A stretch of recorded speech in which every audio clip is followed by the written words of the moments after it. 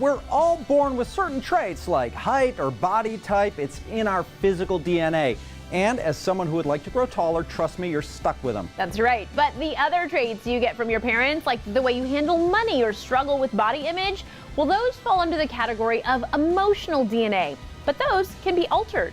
Jackie Danker is learning how to rewire emotional DNA for a better life. And that's our featured story at the top of the list.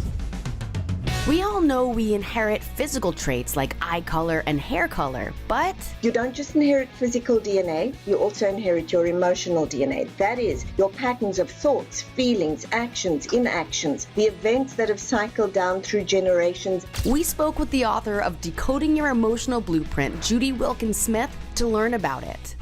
First, how is emotional DNA created? So what we now know is that if you have an event that is significant enough for you, it creates an imprint on your system that becomes the blueprint for subsequent generations of behavior. So now you start to repeat those. So your money struggles could be related to generations past. This is a little bit like genealogy 2.0. It's not just where you belong, it's what were the events and how do those matter? How have they created imprints? So they then imprint onto the genes and can then get activated or not. So how can we identify our emotional DNA? You look at the places where you are frustrated, mad, sad, really strong, determined, super successful, something that either drives you or really can shut you down. Those are generally your two places where you'll find it. For example, if you struggle with depression, is it yours or are you simply holding it and carrying it for someone else generations ago? So researching your family tree could potentially lead to finding a traumatic event from 4 generations ago that began the pattern of depression. Because that's generally the pattern that's trying to stop. And right next to it sits the pattern that's trying to start through you.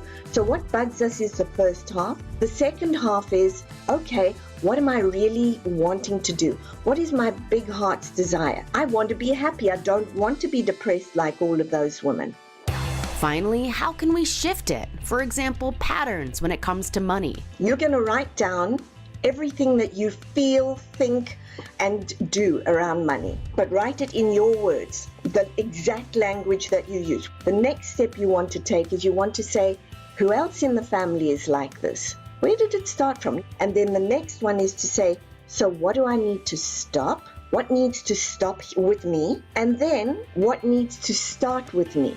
And you'll know you've got the start piece right when you get that little tingle that goes, okay, I can do this. It is an exercise. When you start to feel it and you're connecting with what you're saying and doing, that's when you'll shift, because that's when you'll make the commitment and nobody's about to stop you. Breaking down our emotional DNA is at the top of the list.